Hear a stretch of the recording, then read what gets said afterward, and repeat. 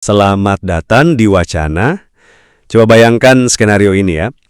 Anda seorang direktur marketing, terus CEO Anda baru keluar dari rapat dewan direksi, dan dia menuntut kenaikan penjualan katakanlah 20% kuartal ini.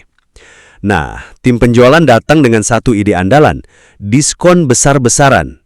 Tapi Anda tahu, di dalam hati Anda, langkah ini bakal merusak citra premium yang sudah bertahun-tahun Anda bangun. Jadi, apa yang Anda lakukan? Ini dilema klasik, sebuah pertarungan abadi dalam bisnis yang akan kita bedah hari ini. Pertarungan antara membangun merek untuk jangka panjang, melawan, tekanan untuk mencapai target penjualan jangka pendek. Pertanyaan sentralnya jadi begini.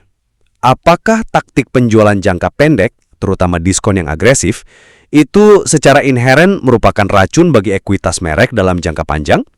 Ataukah keduanya sebenarnya bisa hidup berdampingan secara strategis? Saya akan berargumen bahwa membangun merek adalah satu-satunya fondasi untuk kesuksesan yang berkelanjutan.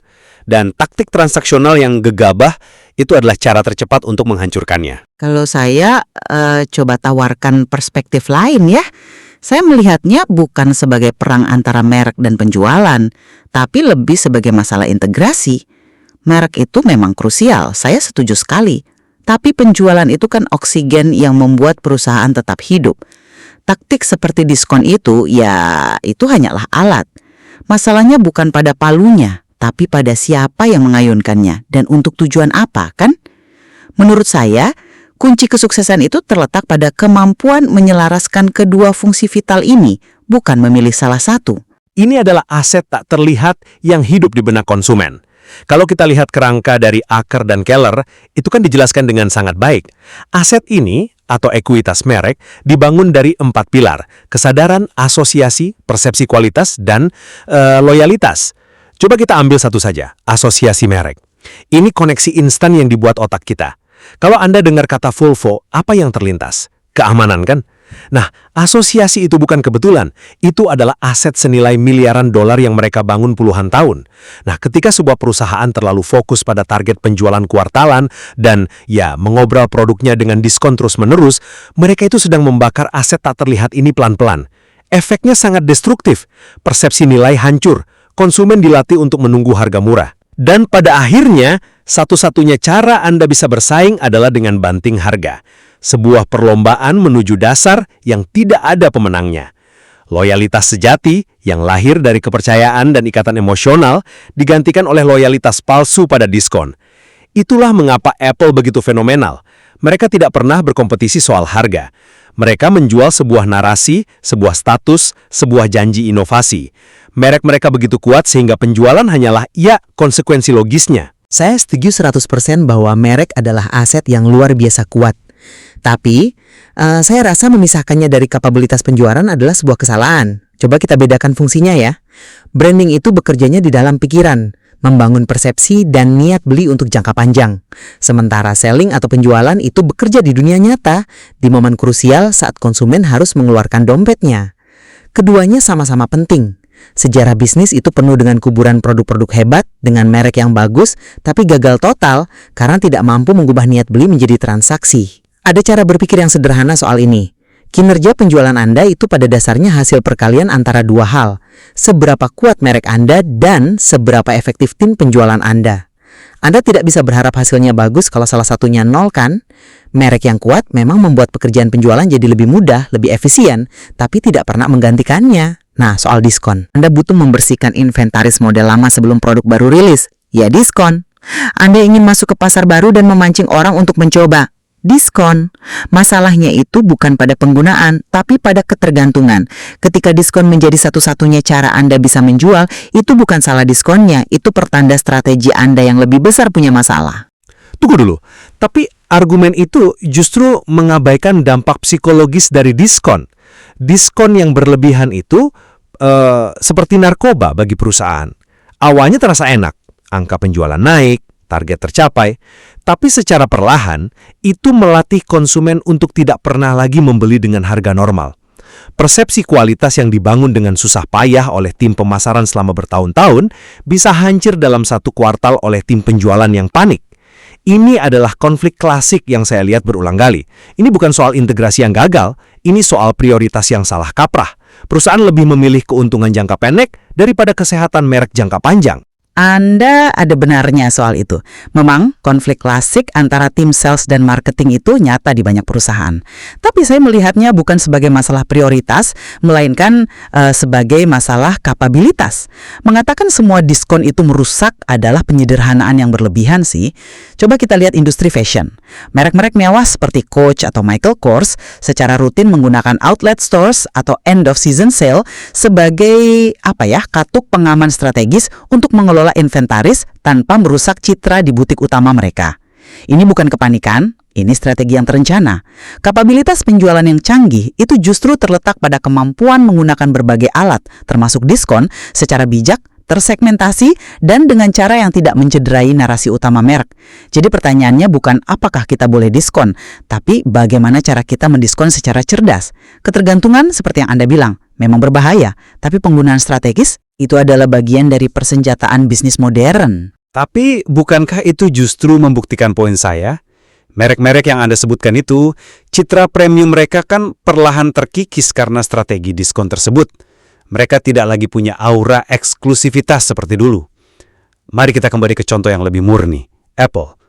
Keberhasilan mereka adalah bukti paling kuat bahwa jika Anda membangun merek dengan benar, Anda tidak perlu bermain-main dengan diskon.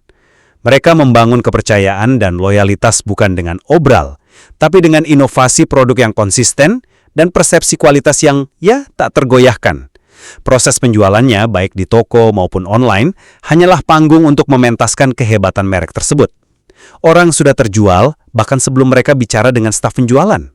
Penjualan terjadi karena mereknya begitu perkasa. Saya setuju 100%. Merek Apple menciptakan niat beli yang luar biasa, tapi disinilah kita berbeda pandangan. Anda mengatakan penjualan adalah konsekuensi dari merek. Saya katakan, merek yang hebat tanpa eksekusi penjualan yang hebat hanya akan jadi aset yang menganggur. Coba saya tanya Anda, apakah Anda benar-benar percaya Apple akan menjual sebanyak itu jika pengalaman di dalam toko mereka buruk, stafnya tidak membantu, atau situs webnya sulit digunakan? Menurut Anda, di mana batas peran merek dan di mana peran kapabilitas penjualan dimulai? Tentu saja pengalaman di toko itu penting, tapi itu adalah perpanjangan dari merek, bukan fungsi yang terpisah. Desain toko yang minimalis, staf yang berpengetahuan luas, kemudahan mencoba produk, semua itu adalah manifestasi fisik dari janji merek Apple. Kesederhanaan, kualitas, dan inovasi. Mereka tidak menjual dalam artian tradisional. Mereka memfasilitasi keputusan pembelian yang sudah dibuat oleh kekuatan merek mereka. Nah, itu dia. Apa yang Anda sebut sebagai memfasilitasi itu, saya menyebutnya kapabilitas penjualan kelas dunia.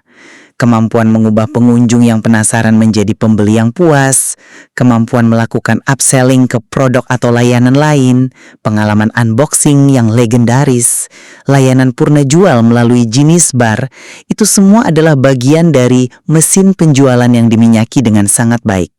Merek Apple membawa orang ke pintu, tapi kapabilitas penjualan mereka yang luar biasalah yang memastikan orang-orang itu pulang dengan produk di tangan dan senyum di wajah.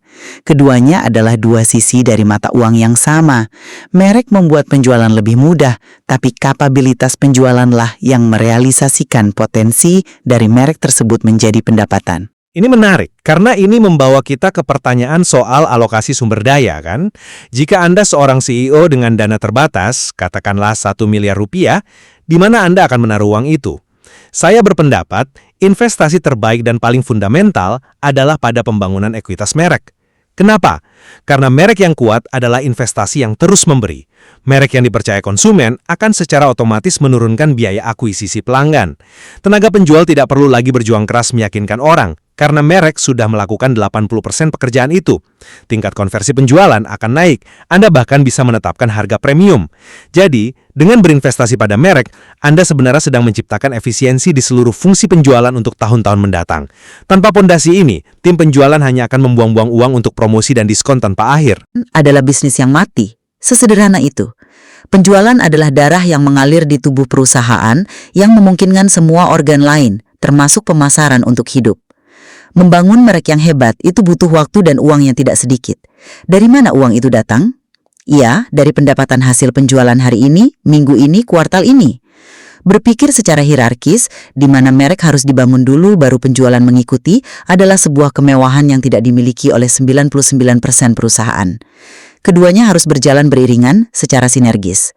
Model yang kita bahas tadi, kinerja penjualan adalah fungsi dari ekuitas merek dan kapabilitas penjualan menunjukkan keduanya adalah mitra setara. Penjualan tanpa merek akan sulit tumbuh, tapi merek tanpa penjualan yang kompeten akan bangkrut. Jadi kalau saya punya uang 1 miliar, saya tidak akan memilih. Itu berjalan lebih kencang di masa depan. Tapi, bukankah itu pendekatan yang terlalu pragmatis dan berisiko? Dengan terus-menerus memberi makan mesin penjualan jangka pendek, Anda berisiko tidak pernah benar-benar membangun aset jangka panjang yang kokoh.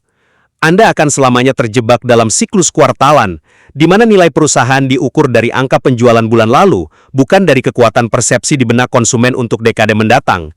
Ini adalah jebakan miopia. Saya justru melihat sebaliknya. Pendekatan yang hanya fokus pada merek tanpa memedulikan realitas operasional penjualan adalah sebuah resep kegagalan yang idealistis. Anda bisa punya merek paling dicintai di dunia, tapi jika produk Anda tidak tersedia di toko yang tepat, jika tim penjualan Anda tidak termotivasi, atau jika proses pembelian online Anda rumit, cinta itu tidak akan pernah berubah menjadi uang. Penjualan adalah jembatan antara janji merek dan realitas bisnis. Tanpa jembatan itu, janji merek hanyalah, udara panas. Keunggulan kompetitif yang sejati tidak datang dari memilih salah satu, tapi dari kemampuan membangun kedua pilar ini secara bersamaan dan memastikan keduanya saling menguatkan, bukan saling melemahkan.